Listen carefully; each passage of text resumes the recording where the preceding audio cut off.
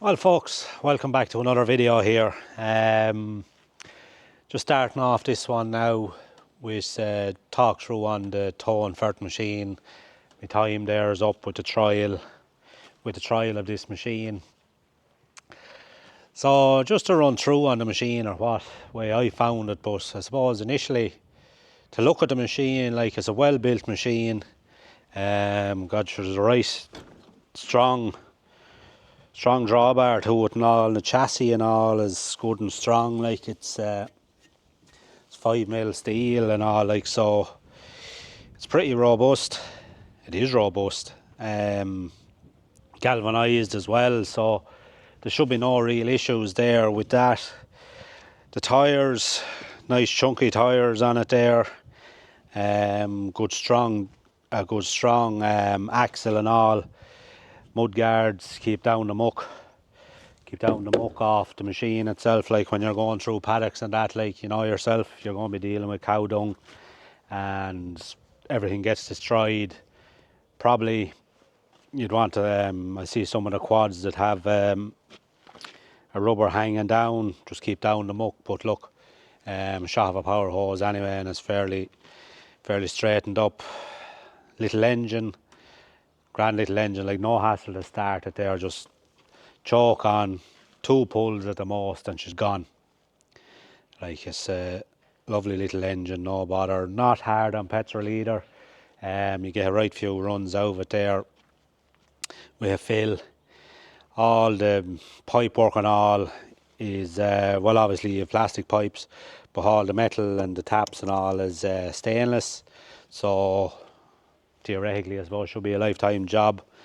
And on the back here, the nozzle and all is the same.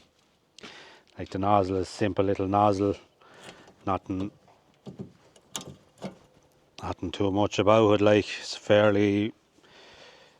weight. There's a good weight in it there. Like, that's the nozzle there, like the spray liquor comes down here and it just shoots off then off here out either side. Now, I did have issues with grit, and it must be in the fertilizer, like little stones, and it gets stuck here, like the liquid sprays down there, a couple of little stones that get in there and block it. That's the thing. But I've been on to them and it says Yara, I think, fertilizer, there's nearly no stops with it. That one, that was Target we used, right few stops. Now, the last bag I was using there, I only got a couple of stops with it, like, so maybe grit that came in the fertilizer, grit off the storage, I'm not sure, but look, few issues with that. I suppose the reason that I went down this, to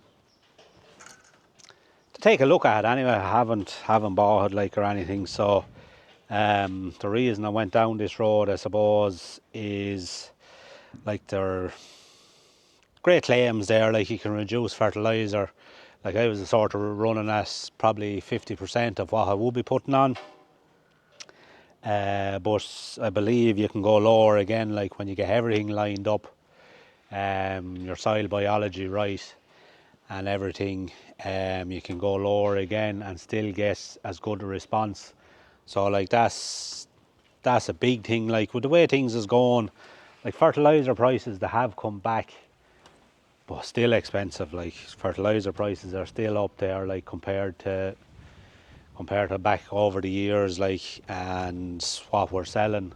Okay, cattle are a good trade at the minute, but is it going to last? But the costs, inputs is a big cost now on every farm. So any chance of reducing it. So, like, there on the grazing, you go around there with your half rate, and I'm actually not seeing any difference. I can't say it's an improvement, but I can't say it's worse. So, and the humates there that I was adding in as well, like, I just looked up a little bit about them. They're old plant material, like, down thousands of years, I suppose. It's around the coal layers and something is where they get it. but they're a good source of carbon to go in, especially when you're mixing it with the urea. It bonds with the urea and makes it more efficient. There's also biological um, component to it as well, which improves your soil. So like, it just improves the efficiency of it as a carbon source, I suppose.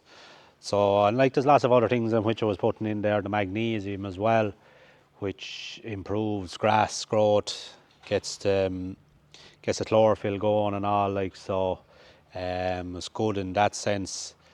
Back over the years, like when we were at Spuds, putting in the magnesium definitely made an awful difference to the plants there when they be getting shook, like in a droughtish time or so on. Like, there's so many things that you can add into that machine. You can add lime, no, not ordinary blue lime, but be a fine lime. There's gypsum you can add into it. Like, there's lots of different things, seaweeds and all. Like, it's a capable machine. Like, you can do it with a sprayer, but this is a bit more better able for keeping it in suspension. Like, it's better able for the bigger stuff. And also, they say you can add spray on seeds. So yeah. So, like, my opinion of the machine, I was a bit iffy there for a while, but mainly because it seemed slow. You're mixing, you're measuring, compared to with the fertilizer spreader. Now, it won't do away with the fertilizer spreader. That's a fact, I'd imagine. Like, you'll need it in certain instances, like spreading on your P's and K's. That's a small machine, so probably for spreading on bigger rates of nitrogen, you'd go with the other. Maybe, I don't know about that, but definitely need it for the P's and K's. But yeah, I was sort of like, fill up the spreader and you're gone. You'd cover a lot of ground. 2 ton in that spreader, like, if you were to put a bag, yeah, that's 40 acres in a fill, like. So towards this machine, like, 3 hectares, 8 acres is nearly as much as you get to do. So, but I suppose if you get your head around it, like, if you're only doing your paddocks, like, you're staying ahead of them about a week ahead of the move, so it's not as big an ordeal, I suppose. But yeah, it has, like I've seen there, we made where I spread on there with the half field. I seen there's little or no. I got a measuring, the plate meters went around. There's very little between the two sides of the field. Like, I got cut a spread of slurry, and then one side got a bag of nitrogen can, sulphur can, and the other side got the urea through this at about 14 units to the acre, so in or around half the nitrogen with this, and the response is much the same. Very little difference in it. If anything, the side that this was measured on was slightly higher than the other side, but you could argue that if I put down a couple of places a higher growth or what have you, and as well as that, it would be a sort of the better side of the field. So I suppose the good side of the machine, you're applying your nitrogen through the leaf, and it's just the most efficient way of getting it into the plant. Like, towards the bag nitrogen or urea or whatever you're using, has to go into the soil, has to go through a couple of changes, and in all those changes you lose some of your nitrogen. So there's more losses with your nitrogen going through the ground. Some say up to a third loss, I don't know. But you're going through the leaf. You have flexibility in getting out, say, trace elements if you need them or what have you. You can add them into this handy enough, no major fuss, and get your element into the tank on. So that's another bonus point. And and then you're tipping around then before you're grazing. You get on there, spray it on about a week, 5 days to a week ahead of when you'll be letting them in on it. You have your nitrogen there, it's into the ground.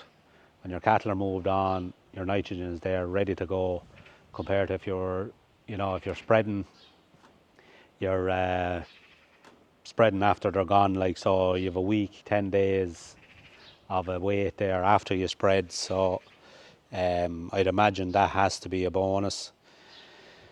Now, I suppose on the cons, you're a bit slower filling. There's no doubt about that. Measuring in, getting your water into it, measuring in what you want, letting in your fertilizer. If you see in there, like I have the spout there in the bottom of the bag, measure it in. You're up.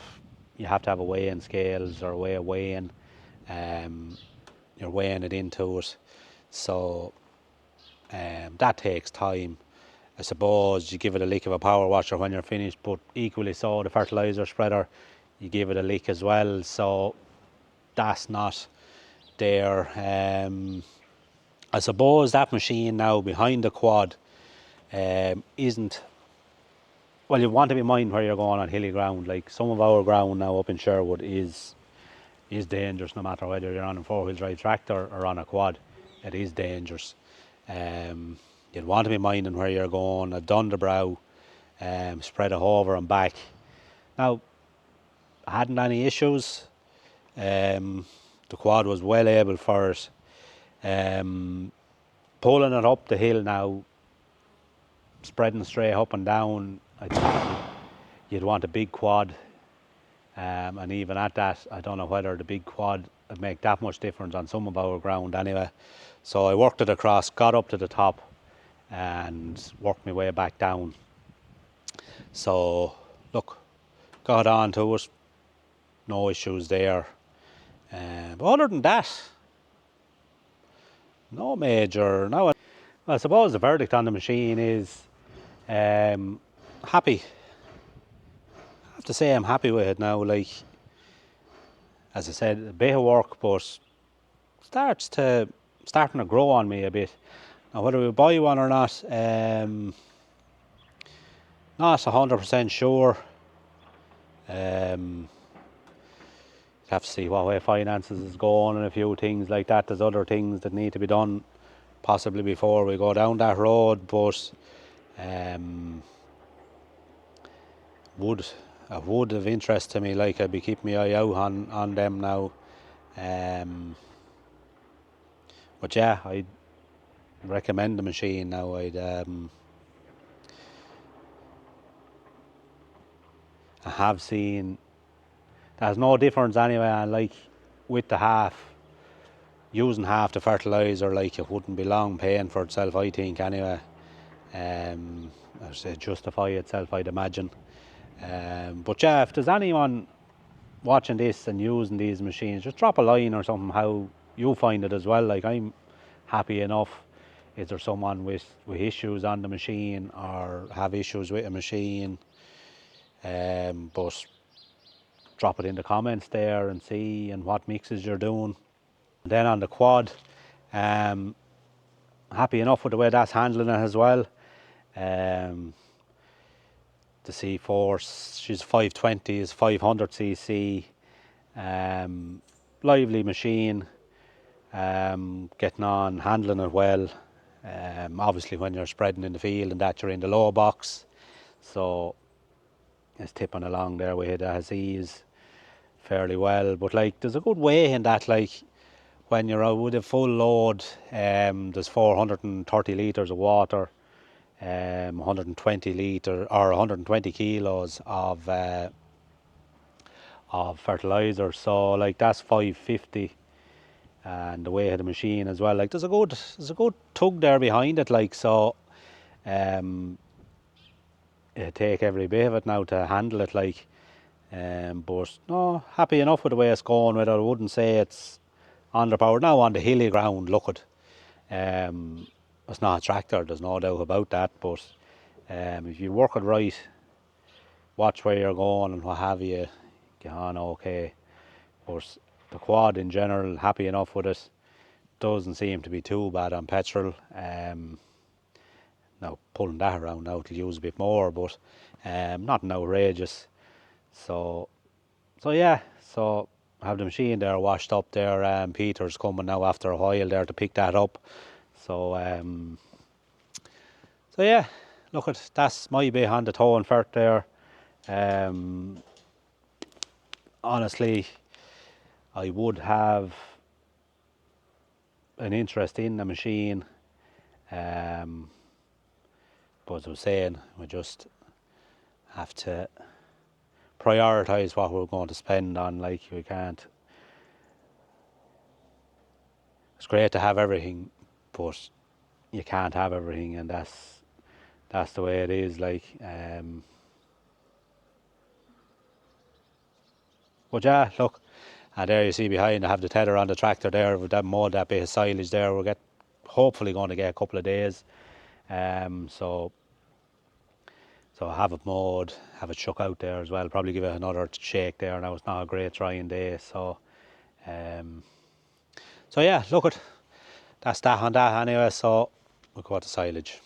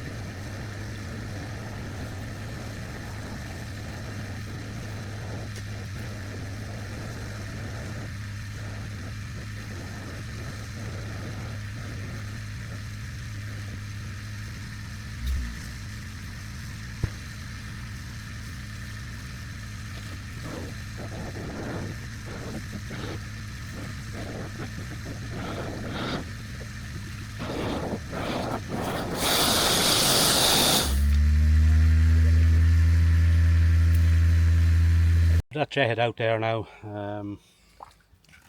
You see there did some roots and stuff come down out of that one.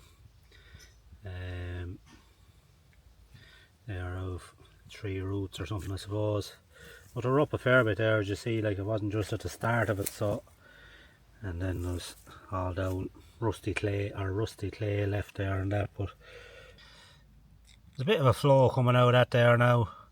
I know there'll be some water from what we washed up. It was about 10 minutes now, or 15 minutes since I done that, so maybe he'll be after running out of it.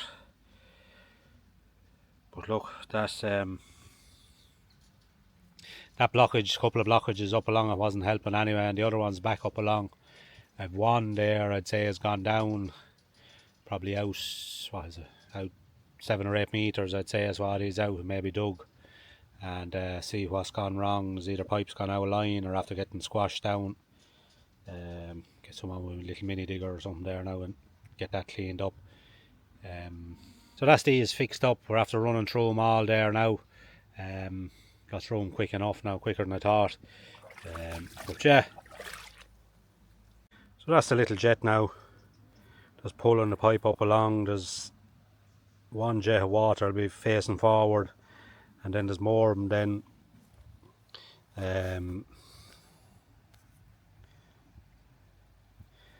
There's more of them then, they'll be all firing back this way, and it's able to pull itself up along there. Like, it'll go a long ways now before you have to give it help. So it's a good little tool, handy there for drains around the yard and that, like, is get them unblocked or run a hot pipe, any sort of pipe. Even used it for blockages there on the slurry tanker there, the dropping pipes there coming out the back of it. So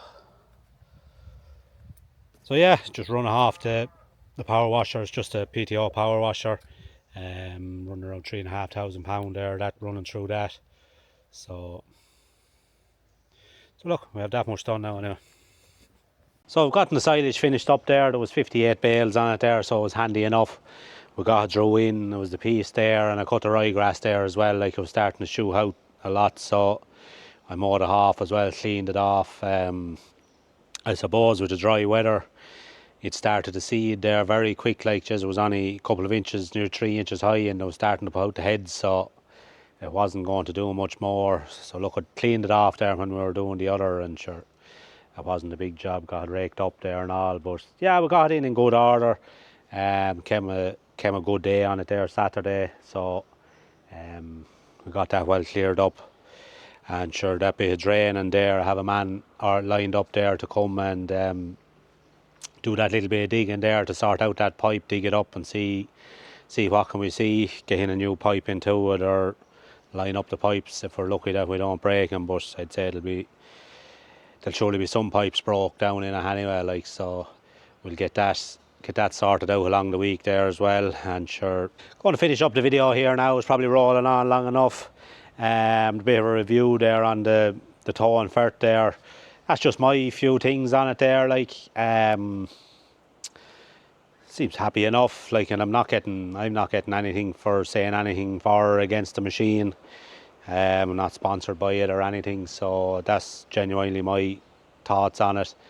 And sure, look, we'll see you in the next one. Good luck.